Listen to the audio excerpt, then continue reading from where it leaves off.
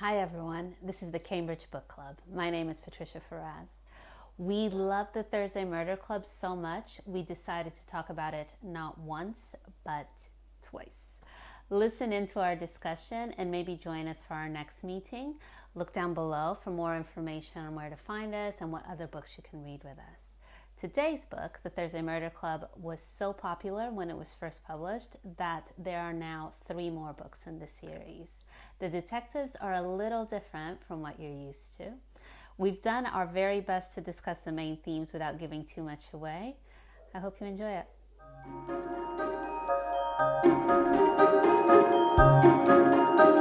Okay.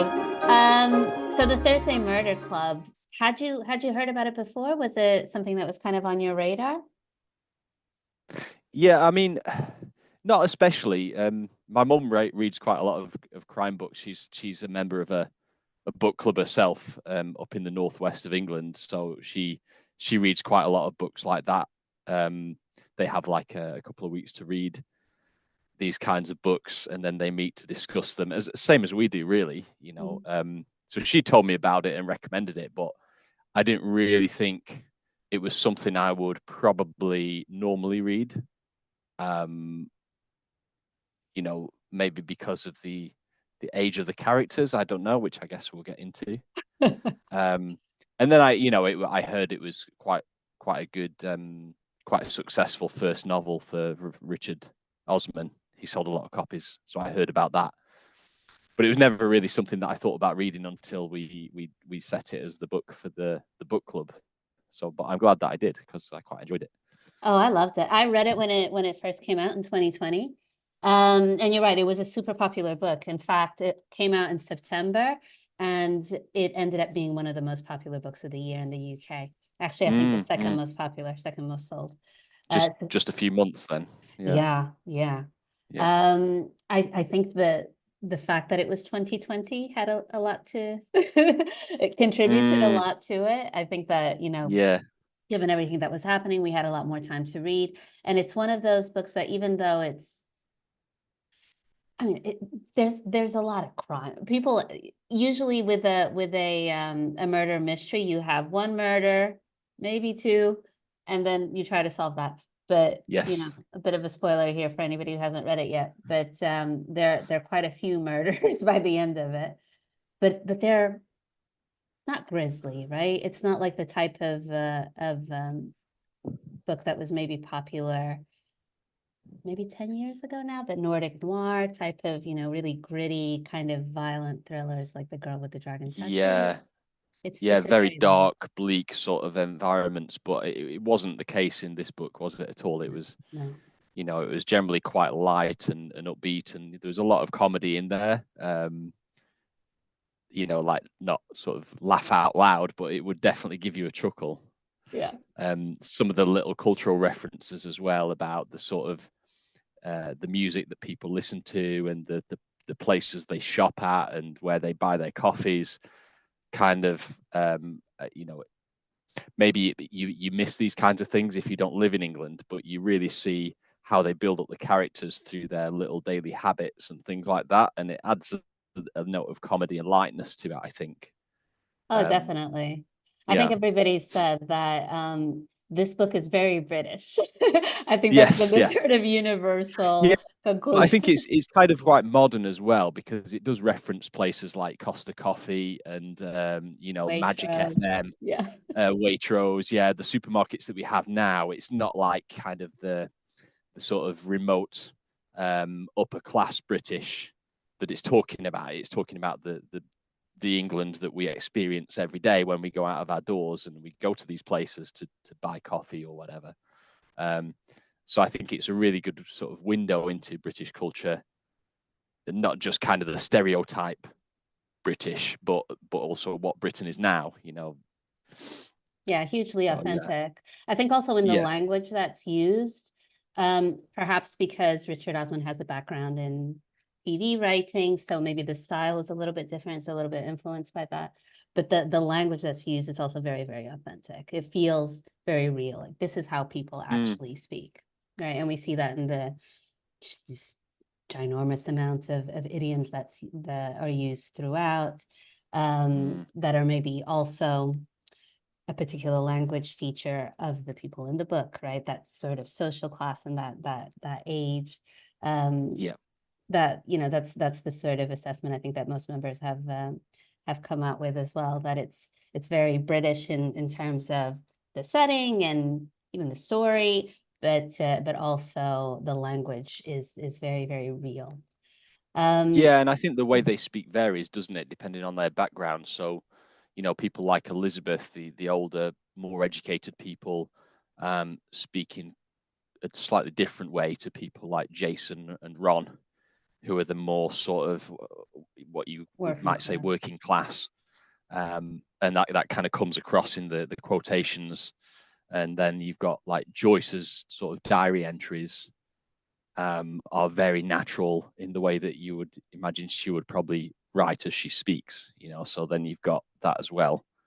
So there's a good mixture of different language varieties in there, and I think it's really good. And maybe as somebody who doesn't live in England, to get a really good window into the way that people speak now, the English that we're using every day, you know, but from different types of people as well.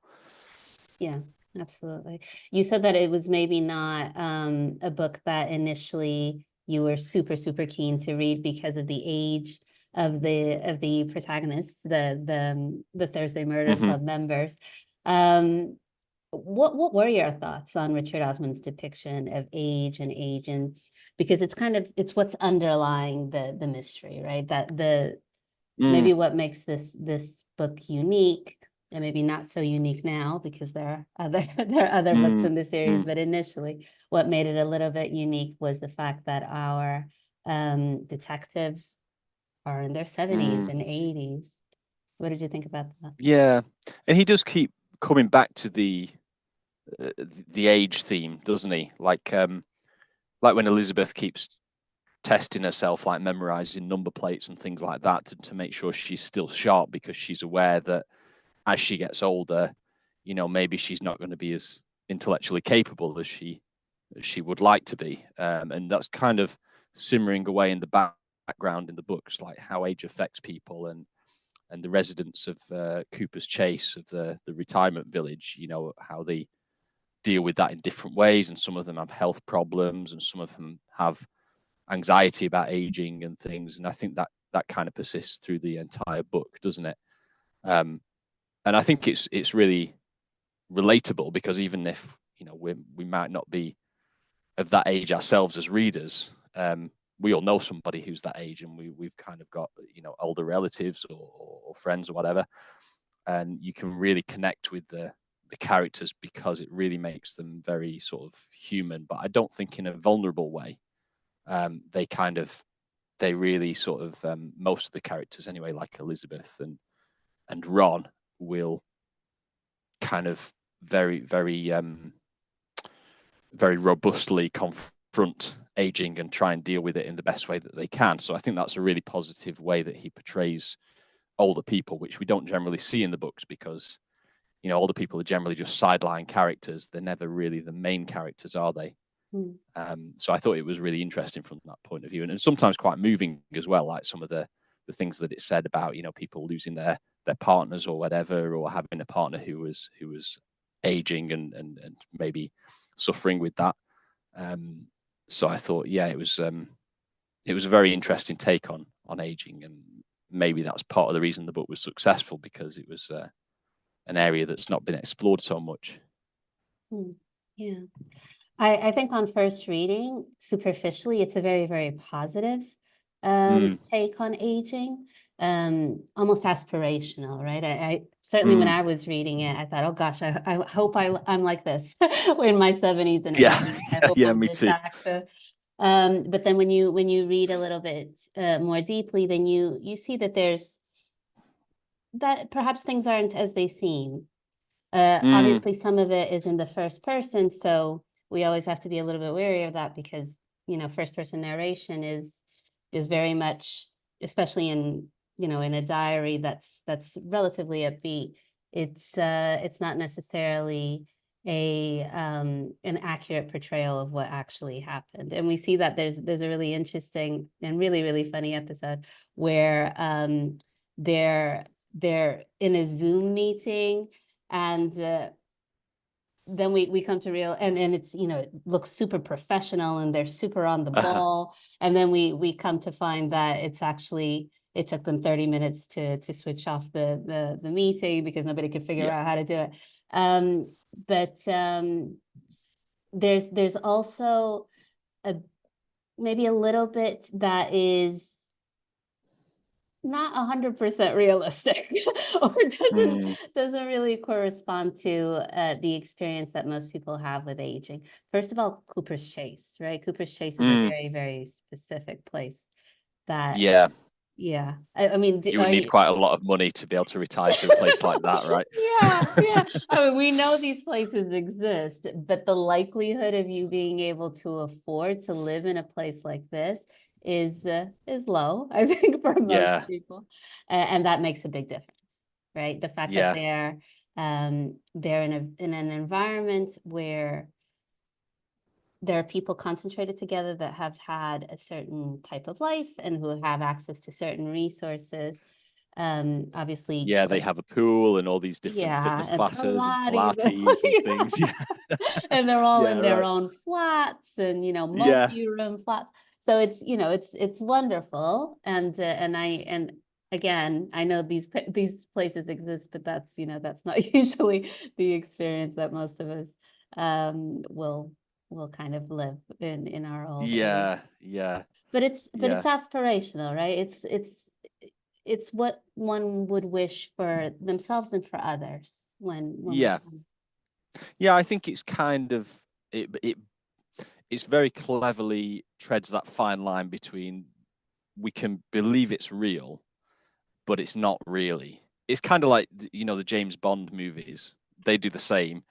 You can kind of believe this is what's really going on with the Secret Service, but you know, really, it's just a fantasy world, don't you? You know, it's never as exciting as that. Most of the time, they're sat at a computer typing up reports. You know, they're not going off on international missions somewhere. And I think it's the same with this. Like, there's a lot happens to these people of advanced years in a very quite short space of time, and they're very, very active and, you know, going out on the train and on the plane here, there, and everywhere. And, you know, you would think that at that sort of time of life, the pace slows down to a snail's pace, right? And they wouldn't be able to do all of these things because they just wouldn't have the energy to keep going like that day by day.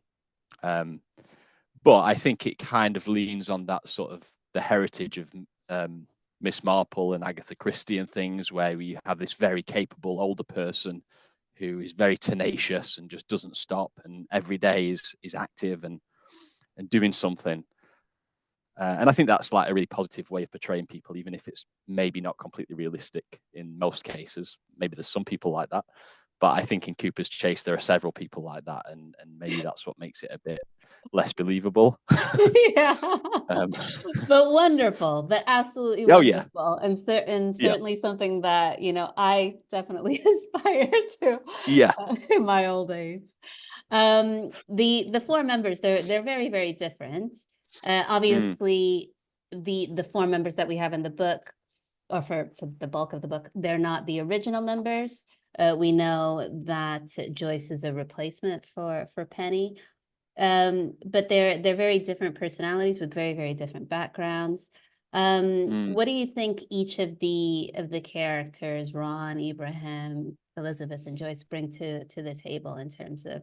Oh, well, they're all very different and quite complementary, aren't they? They, you know, it's kind of like the you know, the team of superheroes who have different superpowers, and they all, each of those powers is needed to succeed, you know. And like, you've got Ron, who is kind of like the muscle and the loud one, maybe not the smartest, but he's definitely useful in some of the things that he does towards the ultimate goal of the group. And then Ibrahim is quietly beavering away in the background, like, you know, one of the brains, basically, who can kind of get things done in a very quiet and diligent way.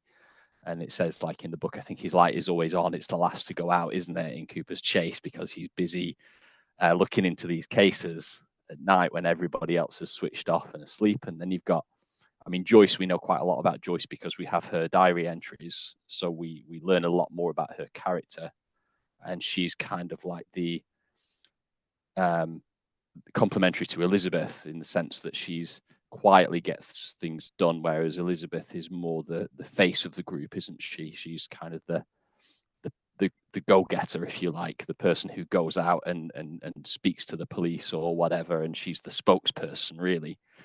Whereas Joyce is always kind of there, and I think she says at some point in the book that nobody notices that she gets things done in the way that she wants them because of the way that she works. She kind of like goes around the houses and persuades people rather than being more forceful like some of the other members of the group. So they all have their unique characteristics and strengths, don't they? And I think they go together really well. And I think Richard Osman partly based some of the characters on his own family members or people he I knew think from Ron as a well. retirement Ron home. was, Yeah. yeah.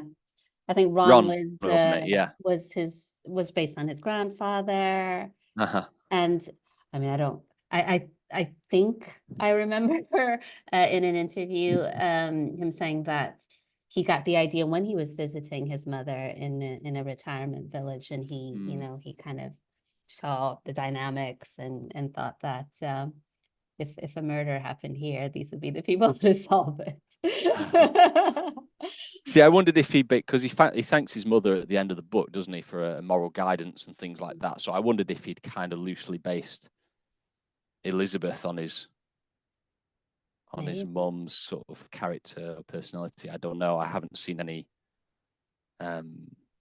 sort of videos claiming that, but I did kind of get the idea that Elizabeth is kind of the main character, if you like, that he really pushes to the forefront.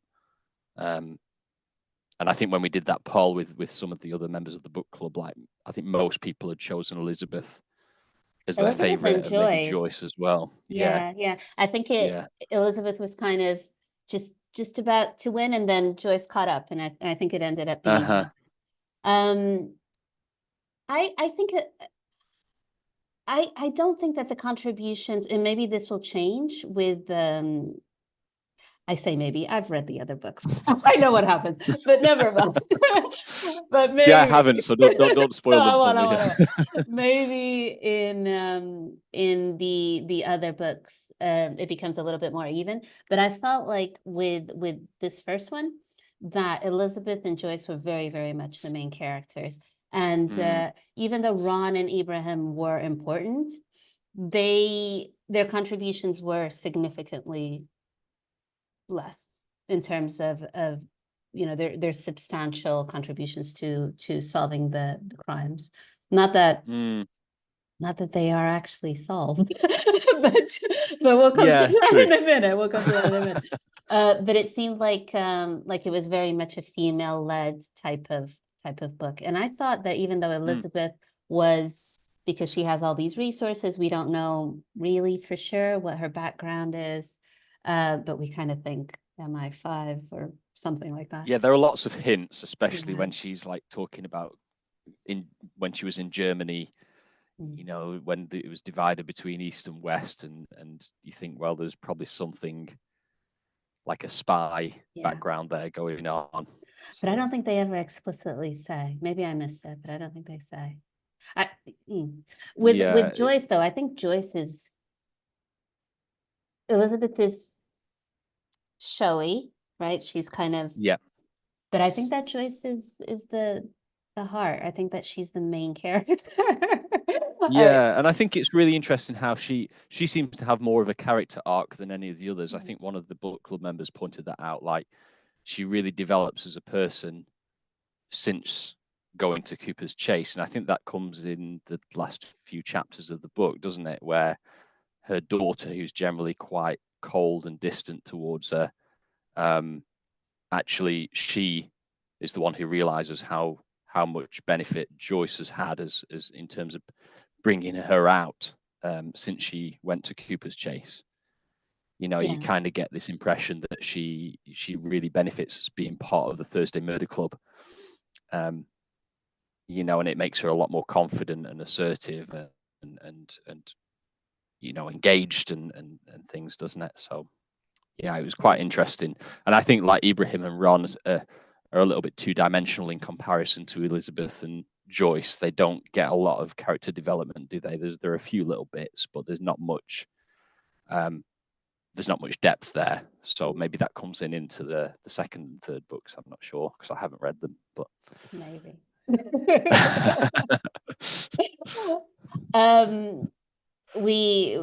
I agree. I think that Joyce she is transformed. I think it goes back to a little bit what we were discussing before, that Cooper's Chase, because of the nature of the place that it is, you have these sort of very, very high achievers, and Joyce had a very, very important job. She was a nurse, but she finds, or maybe this is the assessment that she has of herself, or maybe this is society telling her, but she hasn't had this sort of high flying type of life, right? She wasn't an MI5 agent, or a union leader, or Ibrahim, this sort of very, very successful psychiatrist. And then you have all the other people that are mentioned, that did very well in life in a traditional sense.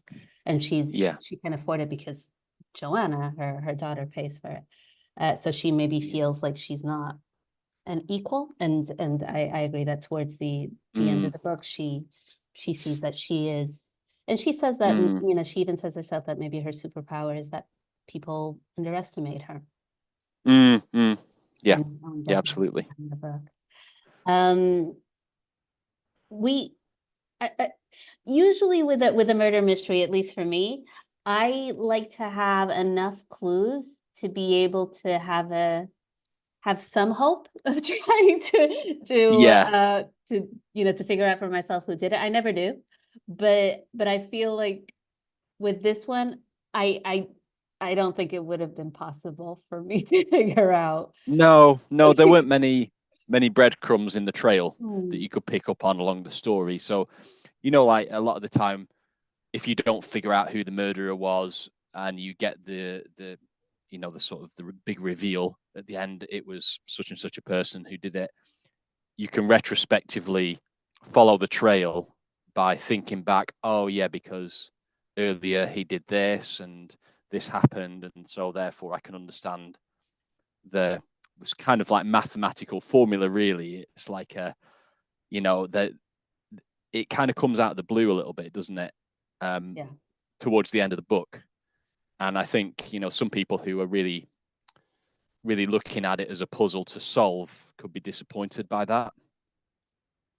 I know people who really don't mind, but I can see why people might find it a bit disappointing that it's not really connected. There are no dots that you can join to come to the solution. Maybe this is just me, but I think that part of the purpose of a murder mystery is that it's almost interactive, in the sense that you're kind of trying to figure out what happened, or who the culprit was, along with the detectives. And of course you're going to miss things, but like you say, once you know who it is, you don't want to be able to guess, right? Because if you're able to guess, then it's not a murder mystery. But once you get to the end, you want to be able to look back and like, yeah, of course it was. If I had paid attention to this, or if I had realized that, then of course it was. It was all there for me to solve. It's just that that it was written so well that I wasn't able to do that. With this one, I felt like we didn't have enough information. Not that it took away from the story. I really enjoyed this book. But that little bit was a bit, oh, okay, great. I mean, that makes sense, but how would I know that? Yeah. I wonder if it's because, it was his first book and he did, I don't want to spoil who the murderers were, but, there were a couple of throwaway clues, but I think it was the way they were presented was just one or two lines. I'm trying to think of how to say what I want to say without spoiling it for people who haven't got to the end. But I wonder if, because Steven Spielberg's bought the rights to the story, right? So I wonder if it ever does get turned into a film or a TV series, whether he'll try and make a bit more of these little clues that were lost while we were reading and bring them to the front a little bit more and make it a little bit more guessable who the murderers were. Because I think that it is there, but I think the problem is in the presentation, maybe not so much in the content. There are clues there, but it's not. It's given no more emphasis than Joyce's choice of coffee shops. Which is, I mean, right? So I think I you think missed is them, don't you? what should happen, right? It shouldn't Yeah. be, it's here, this is a clue, clue. Yeah, of course. Because Yeah. that kind of takes away from it. But I mean, I don't think that we can actually discuss it without giving anything away. The No, it's hard, isn't it?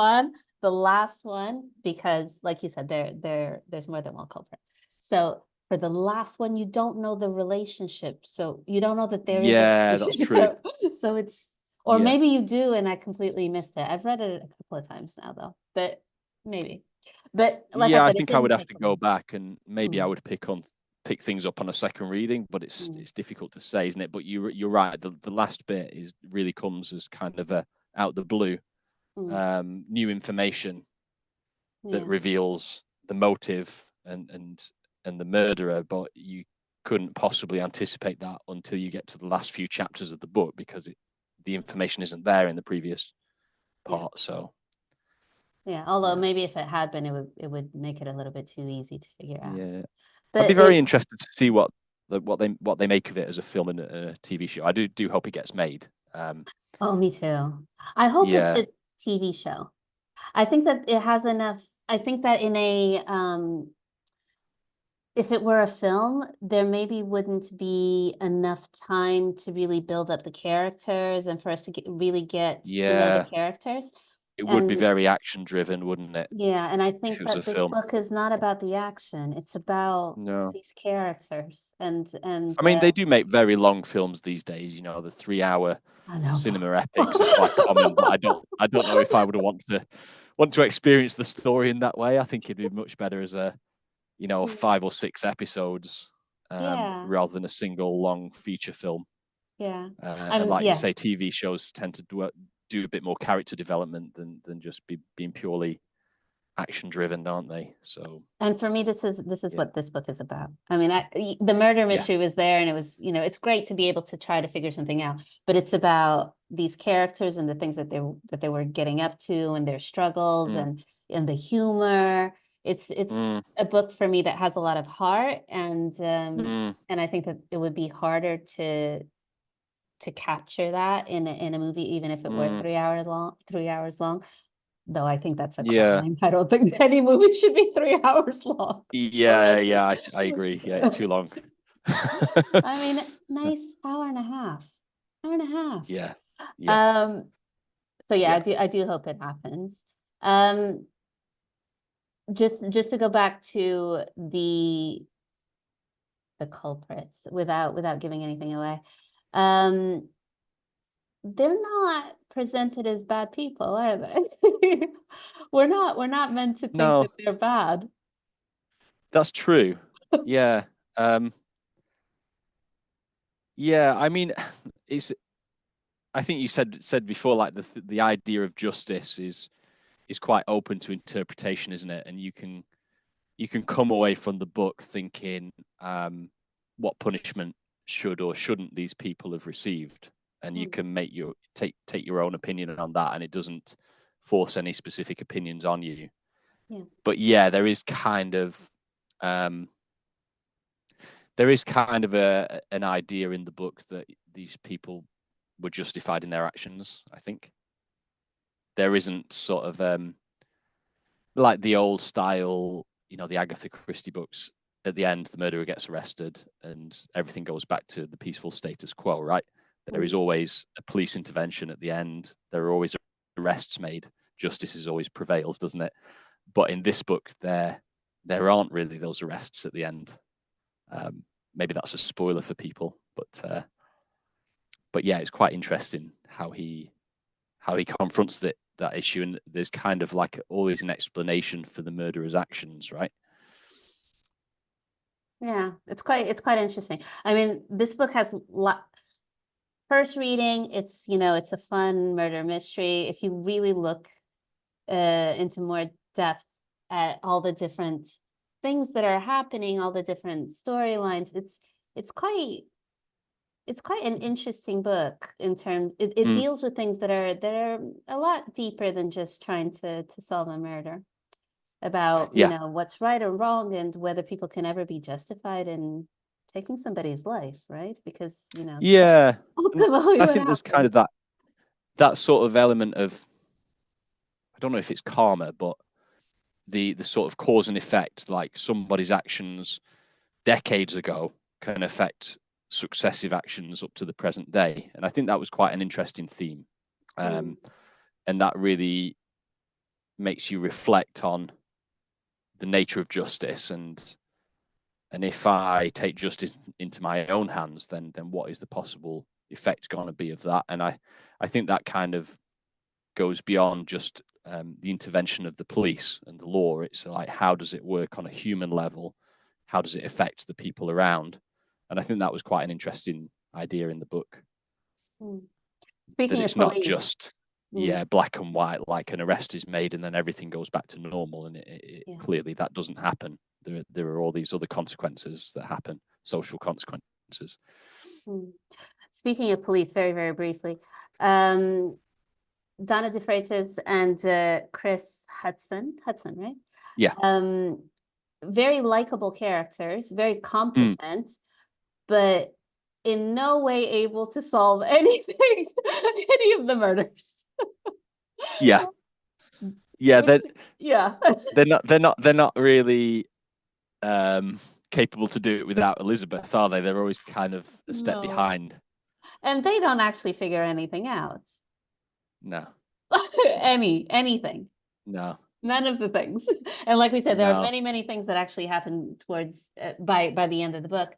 And where it's not the maybe the portrayal that we're used to when we have police officers that aren't able to solve a crime, where there's often presented a sort of, not very capable, that sort of bumbling idiot type of thing. They're not presented like that at all. They're very, very capable, but ultimately these four people who have very limited experience in solving crimes are much more successful, even though they're not actually that successful, but they're much more successful than these trained professionals, particularly Chris Hudson, who is, very senior and clearly very knowledgeable, very skilled. But I zero think success. there's kind of an idea that they're so tied up with the bureaucracy of the job. My brother's a policeman, and I can kind of empathize with with that, but it kind of hinders their progress a little bit. And then they've got their own personal issues. Donna's kind of ended up in this place coming from the South London, I think it was, where she was in the police there, and then she ended up moving to somewhere where nothing of note really happens, and then suddenly there's these murders. Chris has kind of got his own self-esteem issues, hasn't he? And that seems to be kind of more of a focus than their progress as professionals in a way. Which is kind of, it's kind of realistic, isn't it? Just because they're in the police doesn't mean they're going to have their own backstories and things. So I think they were quite likable characters. Oh, very much so. Yeah. And the book kind of does tap into that sort of vigilante trope, like Batman is always one step ahead of Gotham Police, isn't he? And Agatha Christie is always one step ahead, and Sherlock Holmes is always one step ahead of Scotland Yard. And it kind of follows that old trope that people like. We like to think that we can take things into our own hands, and we're not. We can figure things out for ourselves. And I think that's what maybe the reader kind of empathizes with is even though you're not a professional body, you still have the competence and the resources to deal with a murder mystery, right? And as the readers, we're kind of put into those shoes too, I guess. So I think that's maybe why the Thursday Murder Club seem to make more progress than the police, even though, as you say, the mysteries are kind of solved as par for the course rather than for the work that people put into solving them. Yeah. which is quite interesting. Very interesting. Yeah. What are your general thoughts on the Thursday Murder Club? Would you recommend it? Oh yeah, I think so. Yeah, I enjoyed it. It wouldn't be a, a book that I would normally choose personally. Um, but I think it could appeal to everybody. And I think there's definitely, like we said at the start, um, the idea that we can put older people into the positions of the protagonist and give them utility is great, I think. And it's not common to see that kind of thing. And, it's a nice window into British society, modern Britain. There's a lot of cultural references there. And it's very easy to read. You've got these small chapters. You can pick it up on your coffee break. You can read 2 or 3 chapters. You can put it down and go back to work or whatever. So it's very readable. So yeah, I think I definitely recommend it. Whether I go on to read the others, I'm not sure. I've got like quite young children, so I ended up reading bits, and then I found an audiobook to listen to while I was kind of putting the kids to bed. So I had quite a mixed experience, which I would recommend. Listening to the audiobooks as well as the written word. Personally, I'd prefer to read it because you can go at your own pace. But yeah, I definitely recommend either the audiobook or reading the paperback. I loved this book. It is the kind of book that I would usually read. I love this kind of stuff. Not just books like this, but also, Murder, She Wrote, all that stuff. That's, right up Yeah, my I remember alley. those. Yeah, Jessica Fletcher. Yeah, Yeah. I love this kind of thing. I yeah, like how it's a cozy little treat, right? Like it has mm, a lot of things that are actually a little deeper than they appear at first instance, but yeah, it's also a nice, cozy Sunday afternoon type of read. I also love the fact that it was really short chapters because, like you say, mm, it makes it very, very manageable. I think for English language learners, it's the language is simple, but it's actually deceptively challenging because mm, it's so authentic. Because perhaps as a language learner, you're less accustomed to this type of writing, this type of speech, mm, because it's the book is written very much as people speak. And that can be a little bit challenging to begin with, particularly all the idioms and the phrasal verbs and things like that. But mm, I mm. but I think that it certainly upgrades your language, and provides you with vocabulary range that's much more in keeping with how people actually talk, rather than Yeah, um, a little bit artificial, which is often what we get in the classroom, or yeah, in other less authentic places. So I absolutely loved it. I haven't read the very last one. I think there was one that came out in September this year that Oh yeah, I saw that. There's a new yeah, release. Yeah, is that number I 4? have it. I think it's Yeah, number 4. I have it. It's getting read over Christmas, but I haven't gotten to it yet. But I love the others. They're very much in the same vein. That sort of mm, cozy type of very readable um entertainment. And yeah, yeah, yeah. And I think it's a good, like you said, it's a good contemporary novel to read because I know, like classic books, Dickens and things like that. I love Dickens myself, and I know they simplify them into graded readers, and that's quite common. I used to use them as homework assignments when I was a teacher in Italy, and I think that's great. But it is an old fashioned way of speaking. You're given all this beautiful descriptive language, but it doesn't give you a proper, doesn't expose you to how people speak now and how people use English now. And I think books like Richard Osman's are really good entry points into that sort of world, especially like you say with the small chapters. You don't need to get to the end of the book. You could, yeah, you could find out online what happens and find out the story, but just to be able to pick it up and read a couple of these chapters, I think as English language learners, I think that's a great resource to just developing your exposure to the modern language. yeah, Not that I'm absolutely. saying you shouldn't read the classics, you absolutely should, and I love them, but I think you need to have that balance if you really want to learn how people speak now, read books like the Thursday Murder Club, definitely. Yeah, I mean, I think sometimes people, the classics are the classics for a reason, right? Mm-hmm. But sometimes because you're perhaps a little bit more familiar with the titles, you as a language learner go for the classics first, and you can feel a little bit demotivated because the language is It's heavy. challenging. It's Yeah. heavy. Yeah. It's often the language isn't current, so there's that added challenge of it being perhaps language that you're not accustomed to or that you don't have a lot of exposure to. And then you find, or you decide that maybe reading English you're not there yet, or it's not for Yeah. you. But these type of contemporary books, reading is an excellent way to improve your language skills. Oh yeah, absolutely. Yeah. Regardless of whether you're a native speaker or you're a language learner. But something like this, that's a very, very readable, very, very enjoyable type of book is a good way to start, rather than with Dickens or Jane Austen or that are fantastic, but hard. Yeah, and right? I think More if of you're a going to chore. read those kinds of classics, you have to go in for the graded readers rather than just the unabridged versions of the book, which is really hard for me to read as well. I remember reading Great Expectations and kind of like really enjoyed the story and the language in the book, but it's a heavy read for somebody. It requires a a certain native level of speaker even. concentration. Yeah. So if you want to pick something up and read it as anybody else does, unabridged, then I think Richard Osman's books are really good choices. Yeah. Our next book is an international bestseller. It's the Guernsey Literary and Potato Peel Pie Society. It was written by two authors, actually, and the story behind it is, I'm not going to spoil it, because it's actually one of the things that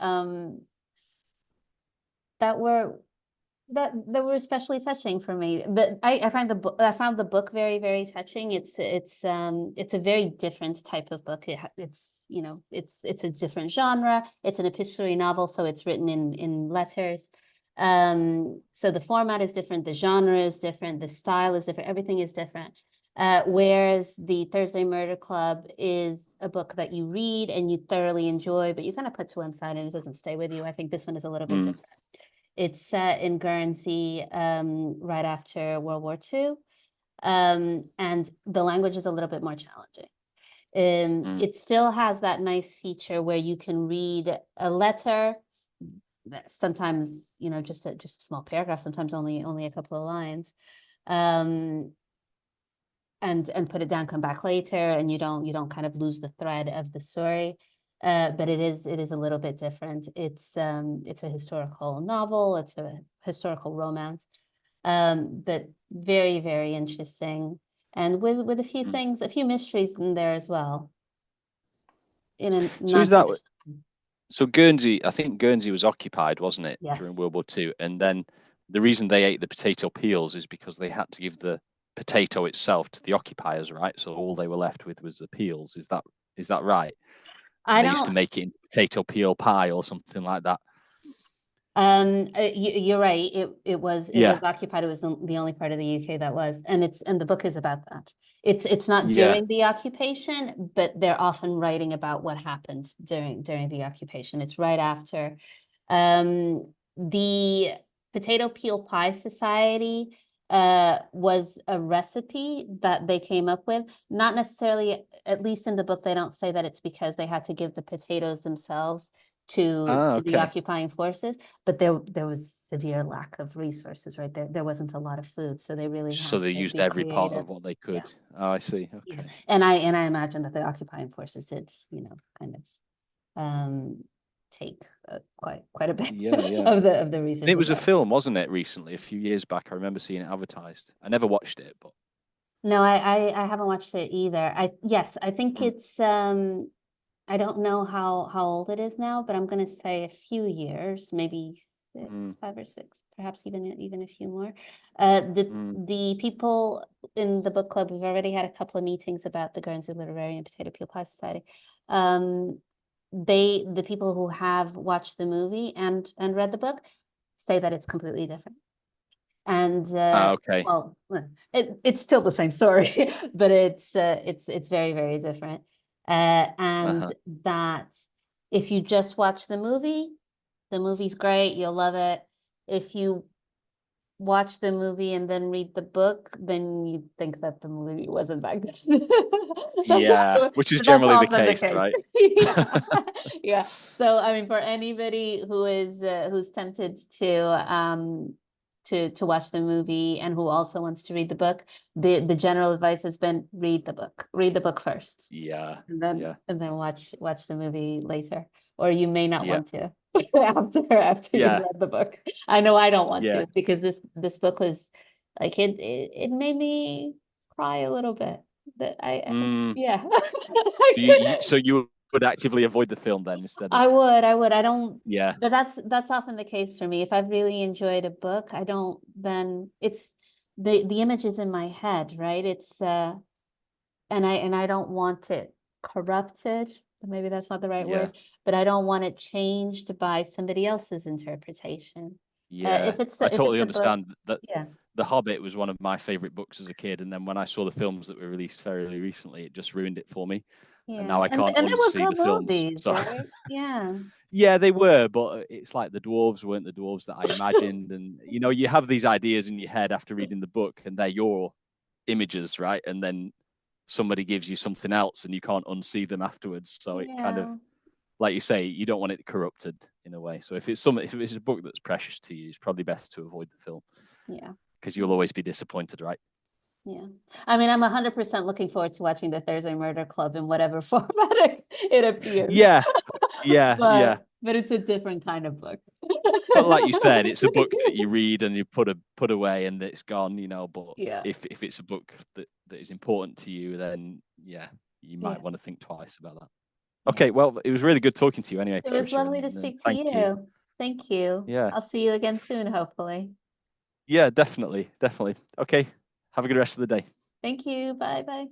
Bye.